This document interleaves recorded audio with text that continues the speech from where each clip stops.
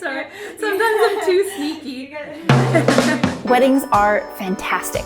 They're this rare opportunity to step out of the day-to-day and say to someone, hey, I kind of like you. We've been videographers in the wedding industry here on Vancouver Island for over 10 years now. And one of the most common things we hear from couples and other vendors who want to plan a sustainable event is, I'd love to, but I just don't know how. So in this series, we're going to explore how to actually have a sustainable event. And with help from vendors all over Vancouver Island and across the wedding industry, we'll talk about how to create and celebrate a sustainable wedding from the planning stages to the footprint that's left behind. From the big picture to the small details, we'll provide tips and tricks for how to get you sustainably wed.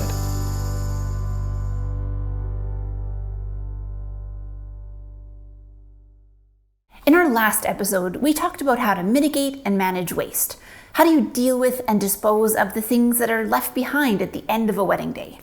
But you might be thinking, hang on, there are actually some things that I don't want to get rid of. I want to have heirlooms and keepsakes. And of course you can. So this episode is all about thinking sustainably about those heirlooms. How do you ensure that the things you invest in and want to keep after your wedding are things that you can feel good about? And I don't think there's any better place to start that conversation than with that all-important symbol of a marriage, your rings. So I visited Emma Glover, a local jeweler and ring designer, to talk about how to think sustainably about rings. You know, for me, I think one of the most important things is the longevity of a piece. Like, you're thinking about engagement rings and wedding rings, you want to be able to wear it every day to do all the things. So thinking about the material choices as ones that last. So I think golds, particularly 14 karat and 18 karat gold, are my favorite because they don't wear down over time, like the lower carats. And gemstones that are stronger. So there's something called the Mohs scale that rates the hardness of a gemstone. And you'd want something around the 9 and 10, like a sapphire, ruby, diamond, and actually moissanite, which is man-made, is a good option as well. When someone is looking at the longevity of their ring or trying to decide the style of ring, what kind of things should they be thinking about, in terms of their lifestyle and what they need to do with their hands, especially if they haven't worn a piece of jewelry every day like you would a wedding ring? Very delicate rings are quite trendy right now, and I do love the look of them, but taking it up a notch so instead of like a 0.5 millimeter band, maybe 2 millimeters, something that isn't going to crush when you open a jar with your hands, things like that. Things like not really high stone settings, maybe something that you want to consider. And again, coming back to the material choices, things that will stand up to daily wear. Another way you might create a more sustainable ring is to use an old piece of jewelry. Maybe it's a family ring or a necklace, and create something new from that piece. I think often, when people think about reusing or repurposing jewelry for a wedding, they think about just taking a ring that maybe one of their family members has passed on to them and using that exactly as it is. But I know that you have a lot of other ways to reuse the materials from those rings or other kinds of jewelry to make something new that might maybe fit someone's style or lifestyle a bit more. Yeah, I love working with people on individual designs just for them, and often they'll bring in some heirloom pieces. Often with diamonds, it's a good idea to use stronger gemstones if you're planning on wearing them every day. So diamonds, rubies, sapphires, and we can unset them from their current pieces and use them in the new designs. Sometimes we can even use the gold, and we can most certainly refine the gold and use it towards their piece as well. Can you make something that looks entirely different, or does it have to stay kind of similar? Entirely different, yeah. It can go in a really different direction that suits them. We can set the gemstone lower if that suits them. We can put it in a bezel setting, or I use all kinds of nature-inspired bubbly settings and twigs and all kinds of things too. So yeah, we can make it really individual just for them. Continuing on this theme of things you can wear after the wedding, let's talk about suits. Suits don't always get as much attention as dresses in the wedding world, but I still think they're important. And because you might actually be able to wear that jacket or outfit or suit again after the wedding, unlike a typical wedding dress, you might actually want to consider investing a little more here than you initially expected. But you can also rent a suit. So to talk about how to make the choice between renting and buying, I met up with local fashion expert and stylist Erin Bradley. I think like if you're looking to wear a tux, so say it's like very specific and it's like a full tux, you need the shiny shoes, you need everything, then I mean, if you're never gonna wear that again, renting, it just makes sense, right? Because then you can be very specific and get it and then be done. Right. But I mean, I feel like suits, like they're so flexible these days to wear either for work or for casual or break them apart. Like either buying, but also just like, you know, getting secondhand a suit is a really great option, you know, so that you can wear it again and it's not just for like one time. Right. For sure. So what kind of things would I need to think about if I were going to make that decision? Like, how would I know if buying and using it later would be right for me? I think it depends on your lifestyle. Yeah. Like, depending on what you do, like if you wear a uniform for your job 100% of the time, then, you know, you're not going to be able to throw it into like your business casual look, like to wear like the suit jacket potentially or wear the dress pants with like a casual shirt. Yeah. So it depends on your lifestyle and it depends on like what you do for a living and whether you're going to wear it again and the mileage you might get. So, you know, if you're going to spend full price then and you're going to wear it a ton, maybe it's worth it. But if it's, you know, you're trying to be more budget and you want something high quality but you want to pay less, then consignment is a perfect option for that. We've already talked in this series about consignment options for wedding dresses. And if you watched that episode, you'll probably hear a lot of the same themes coming up in my conversation with Erin here. But before we commit to buying a suit, let's back up and ask, do I actually have to wear a suit for my wedding? You don't. Okay. I think like, honestly, I feel like all rules are out. People are doing small weddings on the beach. They're doing casual dinner like ceremonies and the weddings. It doesn't have to be like that very formal, everybody's matching in your wedding party and all these things. Like, so you can wear different colors for like, if you're a bride, you can wear like soft pink, black, yellow. I have seen all types of things. So it doesn't have to be white. So I think too, like in going into a consignment store, you're finding more options and colors. So there's more freedom for that for sure. Right, so you might find something here that you didn't really have in mind or didn't expect, but it might look awesome. But it might, and I think that's the best thing about consignment shop because it's like a big surprise. Like you can't really, you can go in with an idea, but you don't ever know what you're gonna find. So it's good to just go in and have an open mind of like, you know, colors and certain things and then just go for it. Whether you're a guest, bride, groom, any of that. We've talked a lot about things you can wear after a wedding, but let's talk about some of the other ways you can preserve the memories of your day. And this next one might surprise you. Have you ever thought about saving your flowers as a keepsake? I visited Anna, who runs a company called Still Posy, at her studio. Anna takes wedding flowers, like your bouquet, and turns them into these incredible works of art. So I take all the flowers from the bouquet and I kind of deconstruct the flowers and I put them into, we use traditional wooden flower presses. We get out all the moisture and it takes, I usually leave them in there for about a month to just make sure that they're all dried out. Because I know some people, they save their bouquets, they just dry them upside down and then they're kind of like, what do I do with this? And it just stays in their closet. Or like if you try to press it and it goes moldy, then you have nothing. So I just wanted to offer people something different that they could do. And I mean, they look amazing.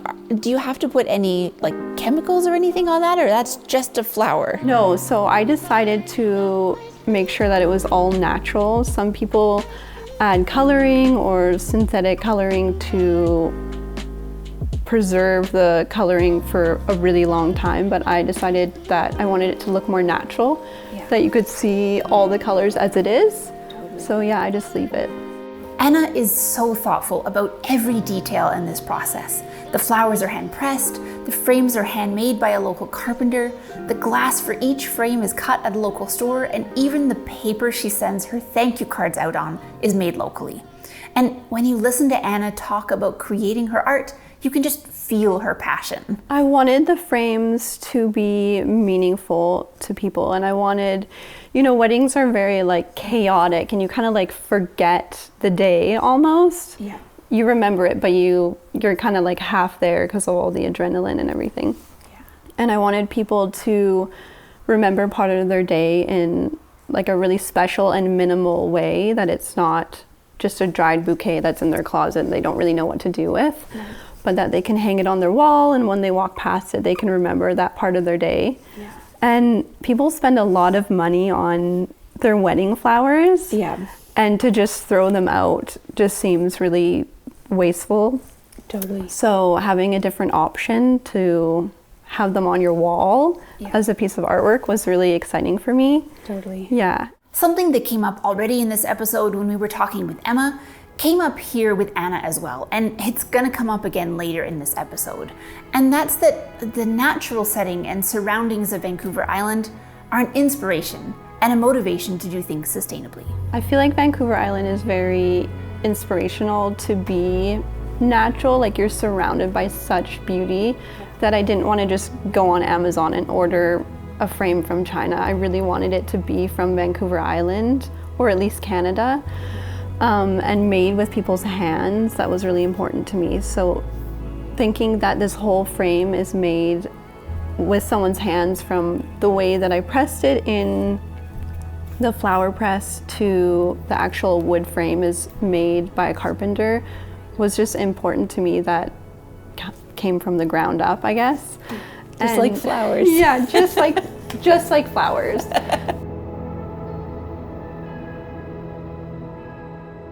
While we're talking about decor and heirlooms that you can keep after your wedding, something that a lot of people get for their wedding is signage, or stationery or similar items, like a welcome sign or timeline or a custom guest book.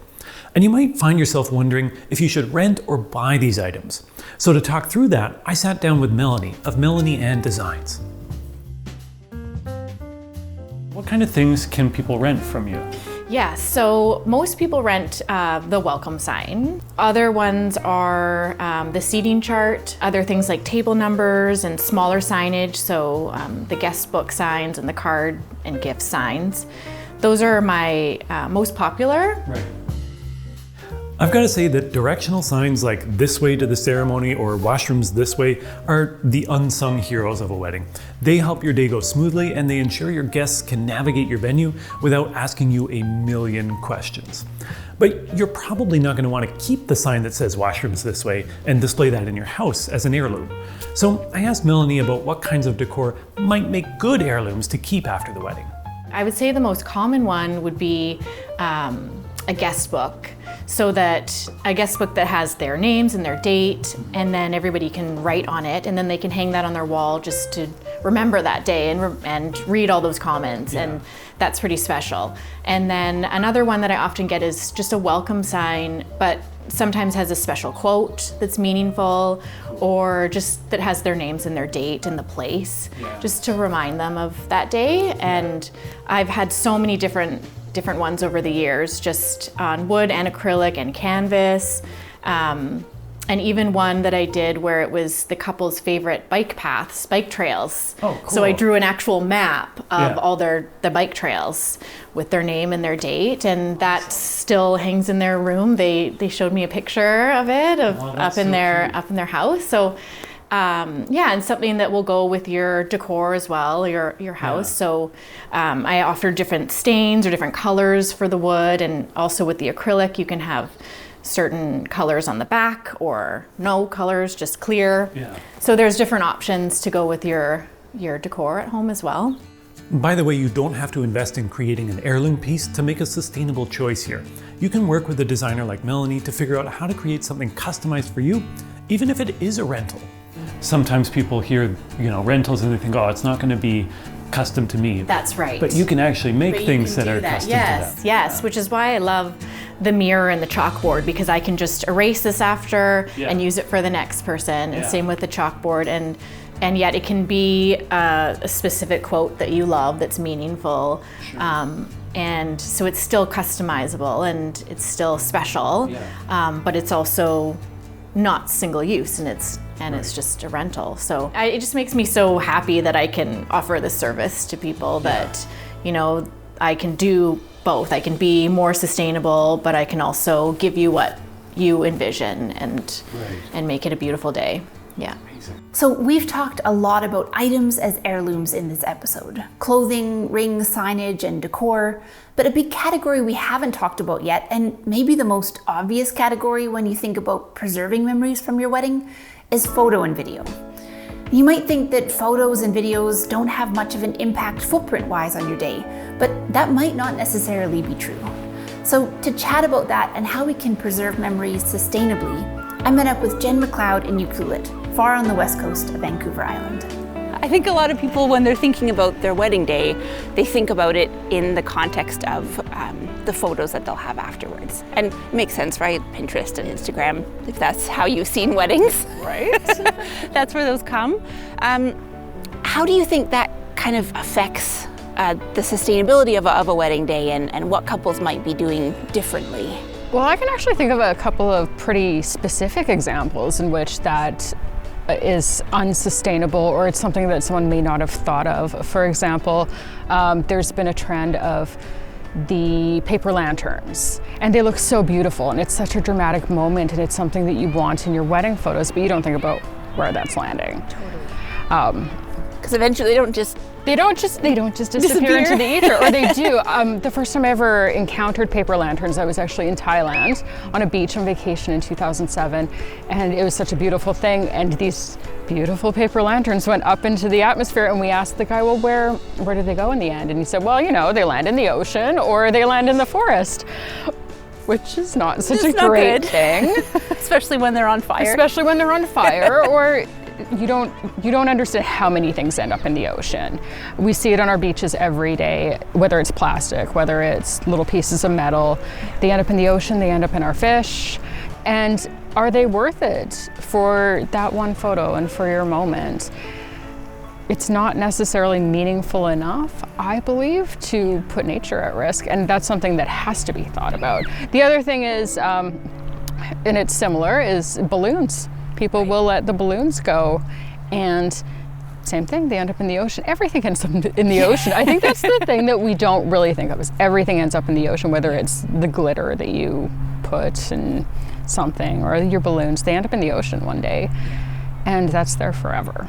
And for that one moment on your wedding day, you know, think about photos as being the thing that lasts forever, but that balloon is going to last probably even longer than those photos do. Do you really want the garbage in the ocean to be the legacy that you leave behind from your wedding? Probably not. And are those sort of rituals really meaningful enough that they should have that much of an impact?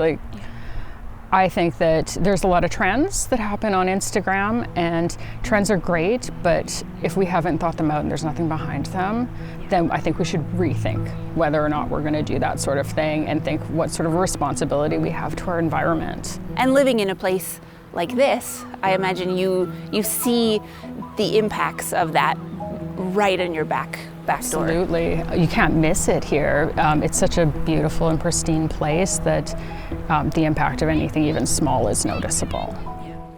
Do you have any advice for couples who would be coming, you know, maybe deciding to come to Tofino or Ucluelet to get married, on how to have a celebration that leaves this place the same, if not better than when they came? I would recommend educating yourself about the area. There's a lot of plant life and that sort of thing that we have to avoid trampling, and places we have to avoid going, but also to just take the inspiration of the area that you're going to and going with that rather than trying to bring other things to it. This is a beautiful place. It's pretty nice. What else does it need?